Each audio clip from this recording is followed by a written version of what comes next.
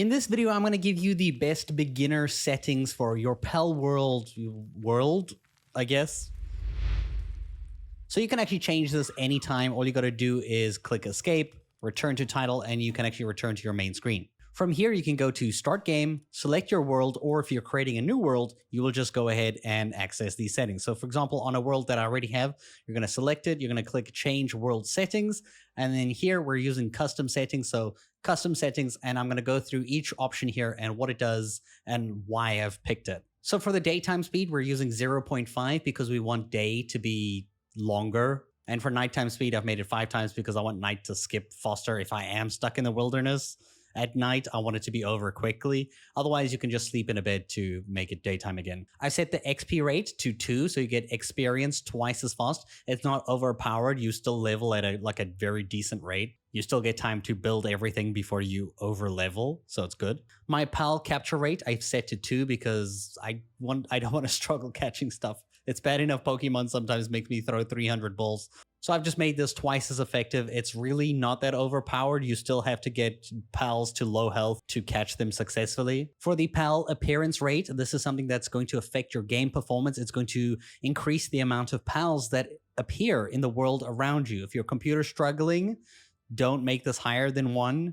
If you have a better, like a good enough computer, you can set this number higher. I've set it to 1.1. Honestly, it's not a huge deal for me right now, so I was just playing around with this. So like 1 is fine. Damage from pals multiplier is set to 1. I haven't changed it. Damage to pals is also 1. Haven't changed it. Pal hunger depletion rate, I set this to 0.5 because I don't want them to be hungry all the time.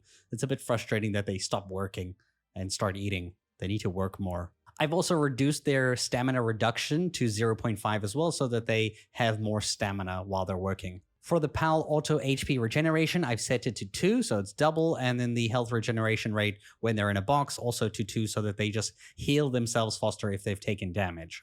This just means they will sleep less. For the damage from player multiplier, this is the damage that you do. I've set it up to 1.5, so you do 50% more damage than you normally would, because most of my weapons kind of suck. I just boosted this up right now. For early game, it's fine. I don't know what this is going to do later game if we get better guns or something. But I set it to this so that I can actually feel like I'm doing something with my spear and not just waiting for my pals to attack.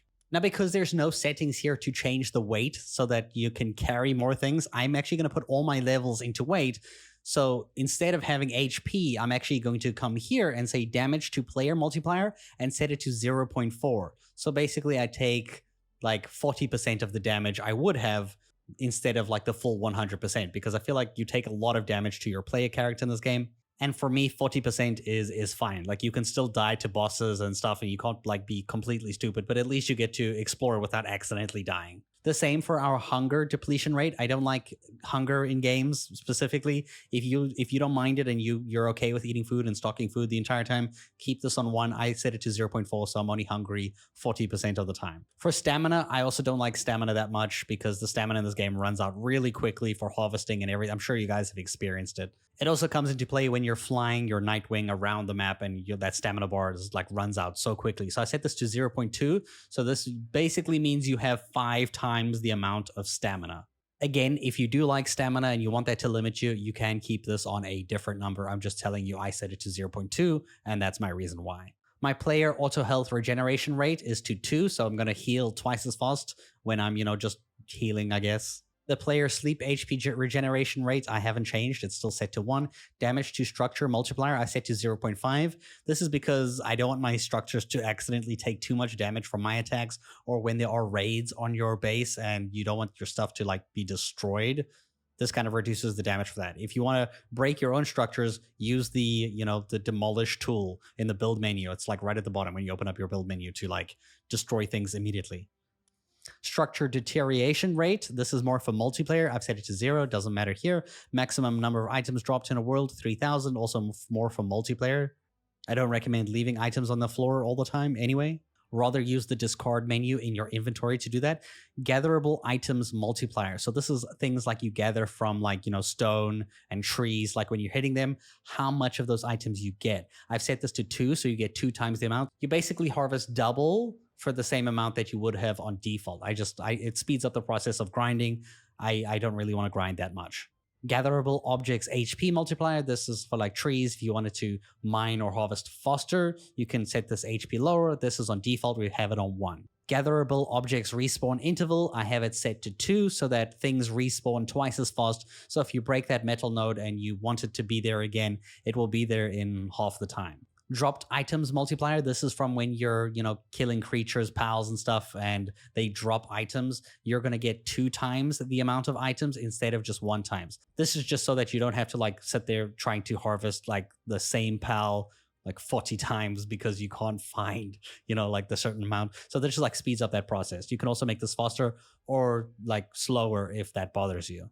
This one here is the time to incubate massive eggs. I'm guessing this is something to do with like end game. This is the hours that it takes to incubate a massive egg, right? So right now I have it set to it takes 1 hour to incubate a massive egg.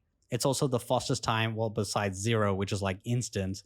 We just keep it on 1 because, if it's a massive egg, at least we wait like an hour. But if you're playing on multiplayer, this will probably be a little bit higher so that it like slows people's progress. Enable raid events. Do expect your village or base to get raided often and things can get broken. Your pals can get destroyed. It will only happen when you are at base, I think. At least for me, it's only in single player. It's only happened while I was there. I do keep this on, but it does get quite difficult sometimes, so you might have to build some defenses. So if you don't like this feature, you can turn it off, but I leave it on by default because you sometimes get attacked by pals that you haven't collected yet, and you can catch them. The ones that are attacking you, you can catch them. For death penalty, I have it set to no drops. This is just a very personal thing. I don't like losing my stuff every time I die if I die. Of course, you can change this between different options here that you see fit. I just want to keep my stuff when I get defeated. Automatically delete offline guilds. Doesn't matter. We set this to off. This is for multiplayer only. Especially if you're having a bunch of random people make guilds on your server, that's more if you want to have those deleted if they're offline for 72 hours. But if you're playing single player, that doesn't matter. Same with the maximum number of guilds. And that's everything you need to know. You just click OK and you save it and you click OK and you're good to go. Confirm your settings and then you can go ahead and start your game with these new settings. Now, as always, these settings might not be for everybody. Some people like a more hardcore grind and like to take more time in playing, especially if you're playing in multiplayer. Some of these settings might be a bit too fast. These are more catered so that you have less grind and you just kind of have more progress to actually, overcoming the systems in the game, leveling up to max and getting towards those bosses without the endless grinding in between. You can always adjust as you feel free at any point of your game. So if you do try out the settings, I hope you enjoy them and thank you so much for watching.